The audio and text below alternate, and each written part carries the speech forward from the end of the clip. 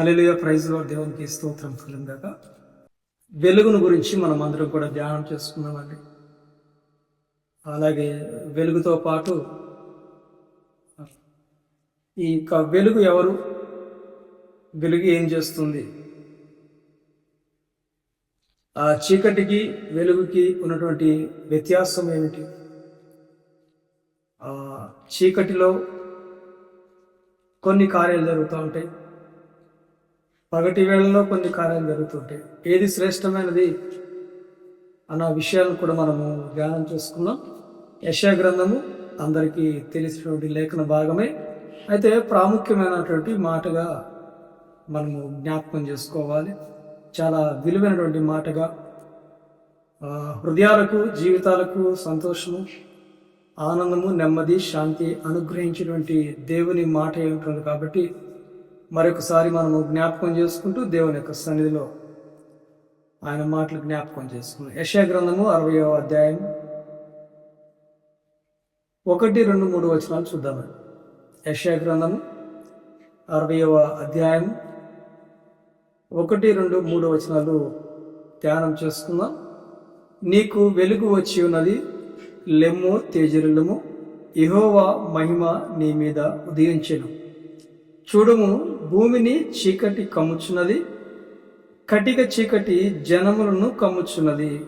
యెహోవా నీ మీద ఉదయించుచున్నాడు, ఆయన మహిమ నీ మీద కనబడుచున్నది.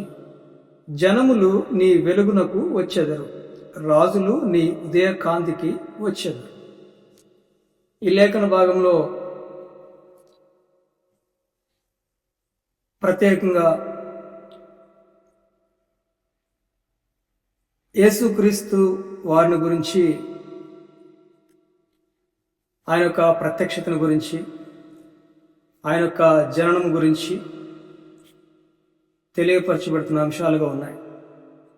మరియు ఆ 2వ వచనంలో చూసినప్పుడు, చూడుము, భూమిని చీకటి కమ్ముచున్నది. కటిక చీకటి ఎవరిపైన కమ్ముచున్నదంట? మనుషుల పైన కటిక చీకటి కమ్ముచున్నది. అయితే దేవుని యొక్క వాక్యం సెలవిస్తుంది, నీకు వెలుగు వచ్చేది. వెలుగుతో పాటు ఏమొస్తుందంట? మహిమ కూడా నీ మీద ఉదయించని చెప్పి దేవుని యొక్క వాక్యం సెలవిస్తాం. అయితే ఈ యొక్క మహిమ మరియు దేవుని యొక్క వెలుగు మనకి ఎప్పుడు వస్తుంది?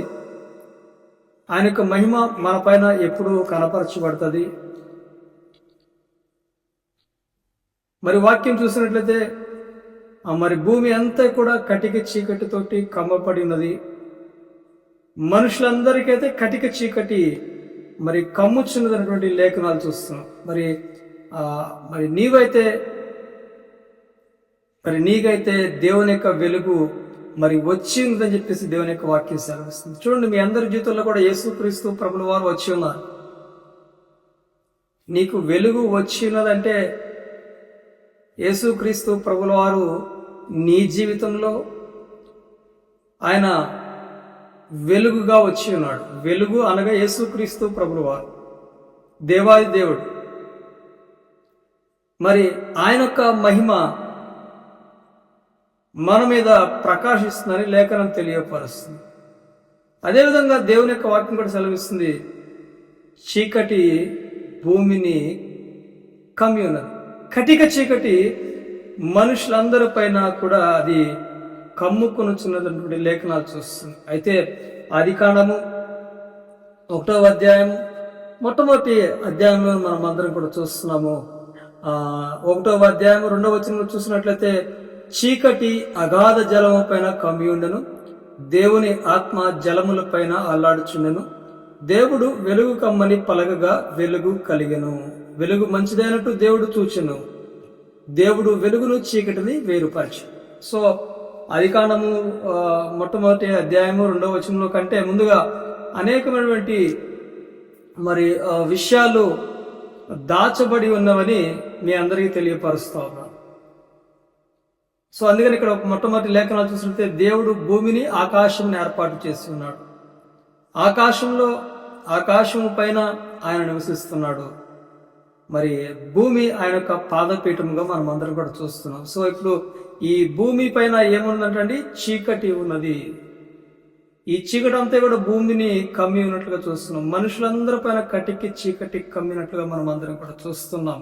అయితే దేవుని యొక్క వాక్యం సెలవుస్తుంది, వెలుగు మంచిదిగాను చీకటిది మరి ఆ చెడుగాను ఉన్నట్లుగా మనం అందరం కూడా చూస్తా ఉన్నాం. దేవునికి స్తోత్రం కలిగి. అయితే ఇప్పుడు ఈ యొక్క వెలుగు ఎవరి మీద ప్రకాశిస్తుందంట? నీకు వెలుగు వచ్చినది. ఆ అగాధము ఇక చీకటి మరి అది అల్లాడుచున్నట్లుగా మొదటి అధ్యాయంలో ఆదికాండం చూస్తున్నాము. ఆ చీకటిని అగాధమును తొలగించి ఆ యొక్క నెమ్మది లేనటువంటి హృదయాలకు, చీకటిలో బ్రతుకుతున్నటువంటి హృదయాలకు, జీవితాలకు దేవుని యొక్క వెలుగు అనగా యేసుక్రీస్తు తన యొక్క ప్రియకుమారుడు మరి మనందరి జీవితంలోకి రావటం వలన మనలో ఉన్నటువంటి ఈ భూమి మీద ఉన్నటువంటి ప్రతి చీకటి, ప్రతి కటిక చీకటి ఉన్నటువంటి మనుషులపై ఉన్నటువంటి ఆ చీకటిని దేవుడు ఈ లోక రక్షకుడుగా వచ్చి మరి ఆయన మరి ఆ మనలో ఉన్న ప్రతి చీకటిని కూడా మరి చీకటి కంటే అధికమైన శక్తితోటి ఆయన ఆ చీకటిని మరి లోబరుచుకొని దాన్ని బంధించి ఆయన ఆ చీకటి కంటే వెలుగు చక్కగా ప్రకాశించే విధంగా దేవుని యొక్క మహిమను కనపరచబడుతున్నట్లుగా చూస్తా ఉన్నాం. దేవునికి స్తోత్రం కలుగాక. అయితే రాత్రి కాలంలో మీ అందరికీ తెలియపరుచిన విషయం ఏమిటంటే మరి ఆ చీకటి కంటే వెలుగు గొప్పది. సమాధానం లేనటువంటి, సంతోషం లేనటువంటి, బానిస బ్రతుకుల్లో బ్రతుకుతున్నటువంటి చీకటి బ్రతుకులో ఉన్న వారందరికీ కూడా యేసుక్రీస్తు ప్రభులు వారు రక్షకుడై ఉండి వారి చీకటి జీవితాలను మరి వెలుగులో ప్రకాశించుటకై దేవుడు అనాది కాలమును ముందుగానే, సో ఆది కాలంలో తెలియపరుస్తున్నాడు, యెషయా గ్రంథంలో తెలియపరుస్తున్నాడు. వెలుగు నీ మీదకి వచ్చింది, దేవుని యొక్క మహిమ నీ మీద ప్రకాశించినది. ఆ చీకటిని తొలగించుటకు దేవుడు యొక్క వాక్యం చాలా స్పష్టంగా మాట్లాడుతున్నాడు. అదే క్రొత్త నిబంధనలో కూడా చూసినట్లయితే యోహాను సువార్త 1వ అధ్యాయంలో చూద్దామండి, 4వ వచనం నుంచి చూద్దాం. 4, 5 వచనాలు చూసినట్లయితే మనకు తెలియపరచబడుతుంది, ఆయనలో జీవం ఉండెను. యోహాను సువార్త 1వ అధ్యాయం 4, 5 వచనాలు చూద్దామండి. ఆయనలో జీవం ఉండెను, ఆ జీవము మనుషులకు వెలుగే ఉండెను. ఆ వెలుగు చీకటిలో ప్రకాశించున్నది గాని చీకటి దానిని గ్రహింపకుండెను. ఏమండి, వెలుగు ప్రకాశించున్నది కానీ చీకటి దాన్ని గ్రహించలేని విధముగా ఉన్నట్లుగా మనం అందరం కూడా చూస్తున్నాం. ఆయనలో ఏముందంటండి? ఆయనలో జీవం ఉన్నది, ఆ జీవము మనుషులందరికీ వెలుగే ఉన్నట్లుగా మనం అందరం కూడా చూస్తున్నాం. దేవునికి స్తోత్రం కలుగుగాక. ఈ రోజున మనం అందరం కూడా జీవించబడుతున్నామంటే మన జీవంలో ఎవరి వెలుగు ఉన్నదంట? యేసయ్య యొక్క మహిమ ప్రభావం ఉన్నది. మనలో అనేకమైనటువంటి యొక్క మనుషులలో అనేకమైనటువంటి చీకటి సంబంధమైనటువంటి కుటుంబాలుగా, వ్యక్తులుగా ఉండిపోతున్నారేమో, కానీ ఈ యొక్క వెలుగు ఏదైతే ఉందో అనగా యేసుక్రీస్తు వారిని ఈ చీకటి సంబంధమైనటువంటి శక్తులు యేసుక్రీస్తు వారి యొక్క వెలుగును గ్రహించలేని విధముగా ఉన్నదన్న విషయాన్ని మీరందరూ కూడా జ్ఞాపకం చేసుకోవాలి. హల్లెలూయా, దేవునికి స్తోత్రం. ఏముందంటే ఆయనలో జీవం ఉండను, ఆ జీవం మనుషులందరికీ వెలుగే ఉన్నట్లుగా మనం అందరం కూడా చూస్తాము. ఆ వెలుగు చీకటిలో ప్రకాశించుతున్నది కానీ చీకటి దాన్ని గ్రహింపలేని విధముగా ఉన్నట్లుగా మనం అందరం కూడా చూస్తున్నాం. ఇక్కడ కూడా మన జీవితంలో కూడా దేవుని యొక్క వెలుగు ప్రకాశించున్నట్లుగా, అయితే ఈ ప్రకాశించబడటకు వెలుగు మరి లోకరక్షకుడు యేసుక్రీస్తు ప్రభువు దేవుని యొక్క మహిమ.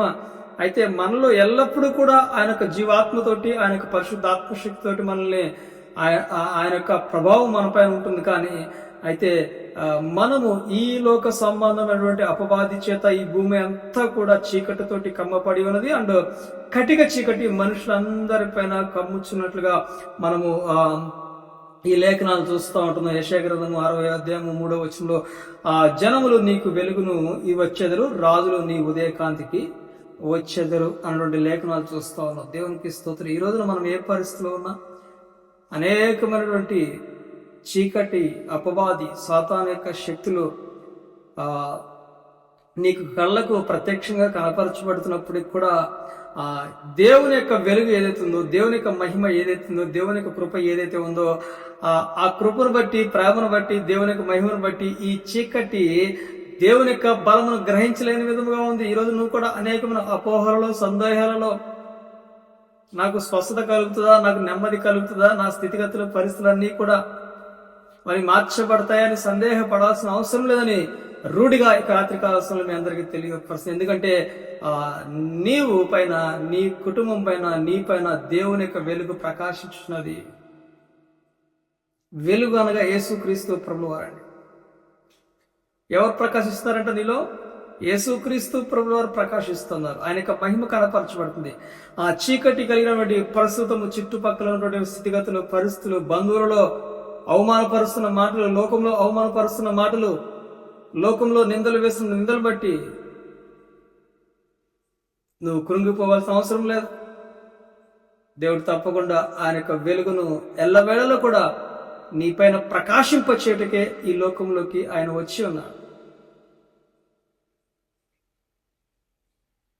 అయితే నీలో ఏదైతే సమస్య ఉందో, ఏదైతే ఇబ్బంది పెడుతుందో, బలహీనపరుస్తుందో, అది దేవుని యొక్క శక్తిని గ్రహించలేకపోతుంది.